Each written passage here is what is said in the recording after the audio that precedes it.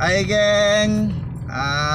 Boleh subscribe, tekan like, share, copy link, hantar dekat mak ampak antok ang. Okey. Aku dah cakap Najib mencuri. Memang mencuri punya Najib. Kita boleh tengok yang derma di Raja Arab Saudi tu. Kita boleh tengok yang macam Lim Kit Siang kena sama dengan Apandi Ali. Ni tak mau cakap banyak-banyak. Tengok ni habis-habis. Sekarang ini mahkamah di dalam saman kes saman fitnah tersebut bertanya soalan kepada Apandi, bukan mahkamah, lawyer Lim Kit Siang lah tanya soalan. Mahkamah mendapati bahawa bekas peguam Apandi Ali kelihatan tidak berminat dan ada kalanya memberi kenyataan bertentangan dalam keterangan untuk saman fitnah terhadap Lim Kit Siang. Okey, dia macam ni tuan-tuan. Ada satu artikel, mungkin satu kenyataan yang dibuat oleh Lim Kit Siang berkenaan dengan Apandi ni. Lim Kit Siang bertanya kepada sesuatu. Ada satu artikel ke apa, something, satu segmen yang dikeluarkan Lim Kit Siang bertanyakan tentang status ataupun apa orang kata, keterlibatan Apandi Ali ni berkenaan dengan derma kerabat diraja Arab yang Apandi Ali kata terima daripada Najib. Najib kata duit bilion itu datang daripada derma kerabat diraja Arab. Apandi Ali setuju, terus dibuang kes. Maksudnya dia tak siasat kes tersebut. Jadi Lim Kit Siang buat kenyataan. Dia buat statement. Dan statement itu disaman oleh Apandi Ali. So sekarang ini Apandi Ali kena mengemukakan. So kalau betul lah kenyataan tentang apa orang kata, derma itu betul, benar, wujud sebagaimana dan dakwaan Lim Kit Siang bahawa penderma itu tidak wujud, sepatutnya Apandi Ali straight boleh jawab soalan tersebut. Sebab sekarang ni sebagai peguam negara kan, bila Najib kata kepada dia, mana kamu dapat duit ni? 4 bilion ni, 5 bilion, whatever bilion di IMDb ni. Oh, kerabat sebenarnya masuk akaun kamu ni. Sebenarnya bukan daripada mana-mana. Ini kerabat di Raja Arab. Tanyalah, siapa kerabat tersebut? Siapa nama dia? Siapa kerabat tersebut? Siapa nama dia? Saya nak jumpa dia. Betul ke dia bagi? Saya nak tengok nombor IC. Banyaklah, biasalah kan. Kalau kita sebagai rakyat biasa, bukan peguam pun, kita faham benda itu. Namun begitu, bila ditanya oleh mahkamah, okay, saya baca dulu kenyataan ini, kita tengok sama-sama. Mahkamah mendapati bekas peguam negara Muhammad Apandi Ali kelihatan tidak berminat dan ada kalanya memberi kenyataan bercanggah, bertentangan dalam keterangannya untuk saman fitnah terhadap Lim Kit Siang. Dalam penghakiman sebanyak 100 halaman yang dikeluarkan Khamis lalu, Mahkamah Tinggi Kuala Lumpur menyatakan amat jelas bahawa Apandi menunjukkan sikap tidak berminat dan tidak kisah terhadap kedaulatan undang-undang yang asas dan malah akal yang wajar, common sense. Perkara itu dilihat Hakim Azimah Omar ketika Apandi berulang kali disoal oleh Peguam Lim berhubung tindakan membersihkan nama Najib daripada kesalahan dengan menerima hujah yang wang 2.6 bilion yang diterima bekas Perdana Menteri itu adalah daripada kerabat diraja Arab Saudi. Walaupun dengan penuh hormat, mahkamah perlu menyatakan rasa cemuh terhadap keterangan bertentangan oleh pihak pelantif, sikap mengelak dan kenyataan tidak benar. Ia bukan sains roket untuk memahami isu 2.6 bilion yang diisytihar Apandi sebagai derma, adalah teras kepada kesnya sendiri. Okey, saya akan komen benda tu. Ia satu kesalahan besar jika pelantif menggunakan kesempatan di mahkamah tanpa benar-benar berterus terang dan bersedia sepenuhnya untuk menjustifikasikan keputusannya memilih naratif derma untuk membebaskan Najib, kata hakim seperti dipetik dalam DH. Dalam penghakimannya, Azimah juga berkata Apandi juga memberi keterangan bertentangan dengan kenyataan sebelumnya ketika ditanya peguam berkenaan sidang medianya pada 2016 di mana dia menerima naratif derma dan membersihkan Najib daripada kesalahan. Azimah membangkitkan yang SPRN dan pasukan petugas lain telah mengesyorkan pendakwaan jenayah dibuat atas kurang-kurangnya siasatan mendalam terhadap derma cukup besar dan SRC International Sdn Bhd. Dia juga membangkitkan Apandi telah berkata bahawa SPRM sendiri telah berjumpa dan merakam kenyataan pihak yang memberi derma itu. Namun persoalan dia, kenapa Apandi tidak berkata benar? Ketika pemeriksaan balas, Apandi mengakui bahawa delegasi SPRM tidak berjumpa maupun bercakap dengan pihak ini didakwa sebagai penderma dengan berkenaan. Dengan berkata putera Raja Arab Saudi enggan berjumpa sesiapa, katanya. Azimah berkata ia bertentangan dengan kenyataan ketika sidang media tersebut, iaitu SPRM dah jumpa, di mana dia mengumumkan delegasi telah pergi ke Riyadh dan telah bertemu pihak dikatakan penderma. Ketika Apandi berkata tidak benar tentang pertemuan dan rakaman keterangan oleh pihak didakwa sebagai penderma, kenapa bekas peguam negara mengisytiharkan kepada dunia yang delegasi bertemu penderma dan mendapat pengesahan daripadanya, walaupun dia tahu yang delegasi tidak bertemu atau bercakap pun dengan penderma?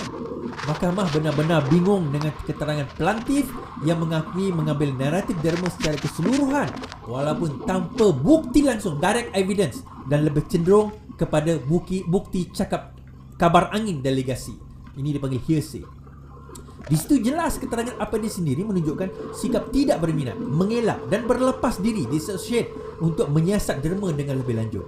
Azimah juga menegur Apandi kerana gagal mengingati nama individu dari keluarga diraja Saudi yang didakwa membuat derma tersebut, yang menurutnya adalah maklumat penting. Pada 23 Mei lalu, Mahkamah Tinggi menolak saman sivil tersebut dan memutuskan Lim Kit Siang membunyikan absahan. Dalam kenyataan, menggesa Apandi menjelaskan mengapa dia membersihkan Najib daripada kesalahan berkaitan MDB pada 2016. Saman Apandi berhubung artikel bertajuk Dangerous Fallacy to Think Malaysia's on the Road of Integrity yang diterbitkan Lim di blognya pada tahun 2019. Azimah berkata Lim ada justifikasi untuk membangkitkan isu tersebut, terutama susulan sabitan terhadap Najib dalam kes 42 juta SRC. Mahkamah mengarahkan Apandi membayar 80,000 sebagai ganti rugi kos kepada Lim. Menyentuh penghakiman terhadap sabit Najib pada 2020, Azimah berkata dia tidak berhasrat untuk membuat litigasi semula ke atas fakta kes tersebut, tetapi ia di bawah kuasa mahkamah untuk mengambil kira fakta-fakta ini.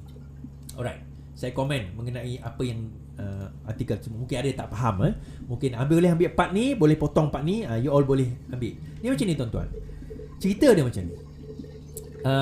Lim Kit Siang buat satu artikel 2019 mempersoalkan kenapa Apandi Ali membebaskan Najib pada tahun 2016. Kan, dia mempersoalkan. Kemudian Apandi Ali tak puas hati, dia saman Lim Kit Siang.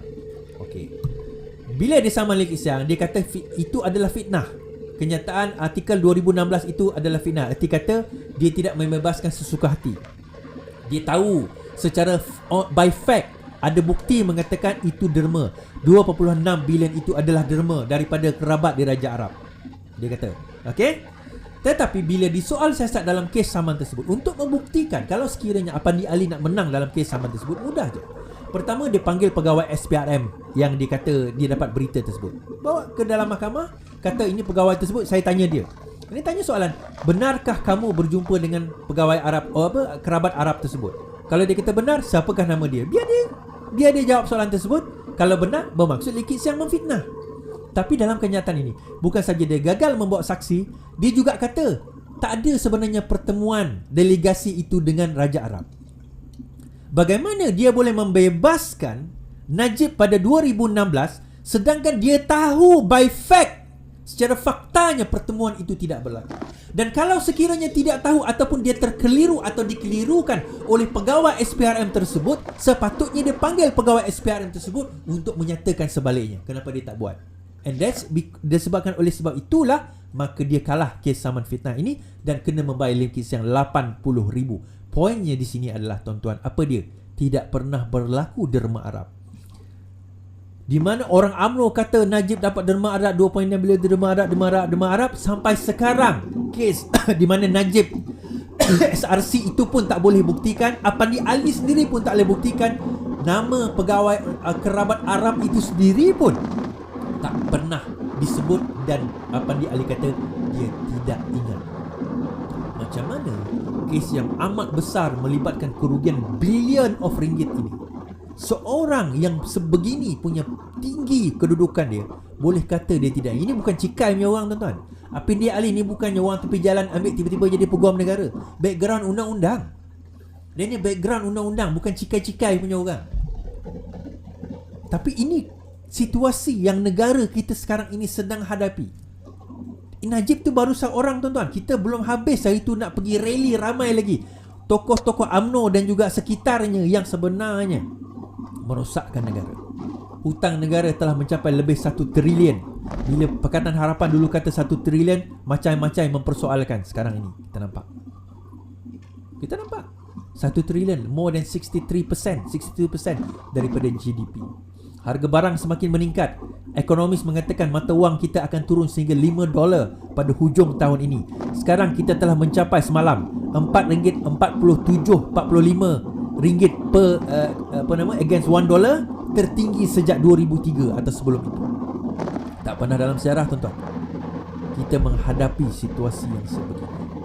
Kalau kita tak buat sesuatu dalam pilihan raya ini, dalam pilihan raya akan datang, jangan terkejut kalau negara kita akan menuju seperti Sri Lanka. Ada orang kata, dia kata compare di negara Asia kita ni dengan Indonesia adalah paling rendah kadar inflasi dia, tuan-tuan.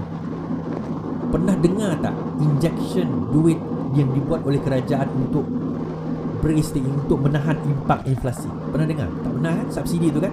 Soalan saya, duit tu datang daripada mana? Negara lain tak buat macam tu, tuan-tuan, tapi negara Malaysia buat. Duit itu datang daripada, oh baguslah negara kita ni, dia berjaya mengekang inflasi dengan meminjam duit tersebut. Pinjam, tapi kesan dia tu sementara. Berapa banyak hutang orang boleh bagi kepada kita? That's not the solution. Kita kena ada real solution. Dengan letak duit kat situ untuk brace the impact, that is not the real solution. Apa real solution?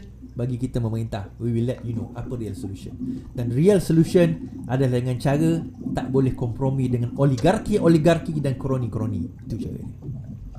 Okay, sekian daripada saya. InsyaAllah kita jumpa lagi. Apa macam kita boleh nampak Najib punya salah, Najib punya curi, Najib punya sonlap kan. Lepas tu orang UMNO duk masuk berita lah apalah. Lepas tu apa ni Ali dia tarik kes macam tu. Lepas tu kononnya UMNO Najib settle.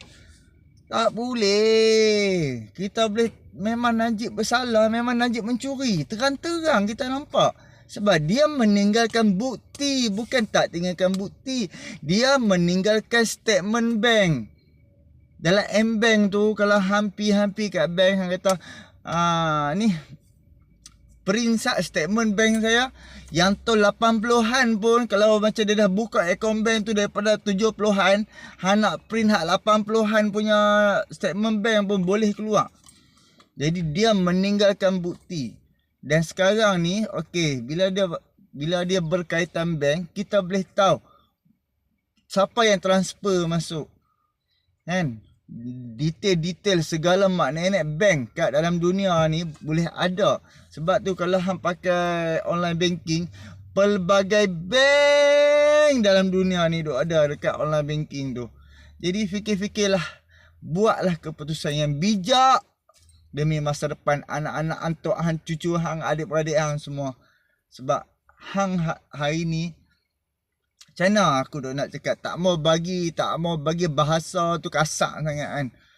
Macam hang umur 40, 50, 60, mungkin kita boleh hidup 30 tahun lagi, 20 tahun, tambah hak yang duk ada penyakit, wallahualam kan, tak tahu mati bila kan. Cuba bayangkan anak hang sekarang ni baru umur 10 tahun, 5 tahun. Cuba hang bayangkan 30 tahun lagi, dia baru umur 40. Dia tu di usia 50 ke bawah, ke lebih kurang macam anak muda lagi lah kan. Jadi mereka yang akan kena hadap lah ni hutang negara 1 trilion. Pimpinan yang nak main ni lagi mencabar untuk menguruskan kerajaan, menguruskan hutang-hutang yang ditinggalkan oleh Barisan Nasional. Tak payah sembang, Najib turun, Najib dah tinggal hutang negara, hutang dengan hanya satu hutang tu dah 700 bilion. Tak termasuk hutang Cina, hutang yang macam hutang syarikat, hutang dengan negara-negara lain, lingkuan total waktu 2018 tu dah 1 trilion. Dan kerajaan Pakatan Harapan bayar dah sikit ya. Dan dalam masa 22 bulan tu dapat bayar, kalau tak silap aku 200 bilion lebih. Dapat juga bayar atas penjimatan.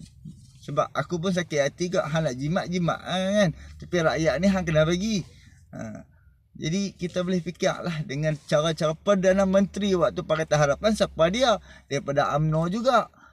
Kan kehancuran zaman dia 22 tahun, lepas tu dia main dekat Pakatan Harapan, dia teruskan kehancuran 22 bulan.